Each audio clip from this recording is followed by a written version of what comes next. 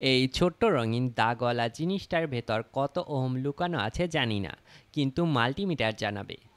প্রথমে multimeter on করলাম resistance মোডে, যেখানে ওহম লেখা আছে। প্রথমে দিলাম 200 ওহমে, মিটার চুপচাপ আউট অফ রেঞ্জ। এবার দিলাম 2 কিলো ওহম, এখানেও কিছু নেই। এবার দিলাম 20 কিলো ওহমে, রিডিং চলে আসলো প্রায় 9.89 কিলো ওহম। মানে এটা হলো একটা 10 কিলো ওহমের রেজিস্টর। এবার ধরলাম আরেকটা রেজিস্টর 200 ওহম, এখানেও কিছু নেই। 2 কিলো ওহম, এখানেও ফাঁকা। 20 কিলো ওহম, এখানেও কোনো মান দেখতে পাচ্ছি না। এবার 200 কিলো ওহমে দিলাম। এবার দেখলাম প্রায় 139 কিলো ওহম।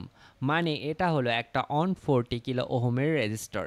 তো এভাবেই ধাপে ধাপে রেঞ্জ বাড়িয়ে রেজিস্টারের মান নির্ণয় করা যায়। সোজা কথায় মাল্টিমিটার হলো রেজিস্টারের মনের কথা বলার যন্ত্র।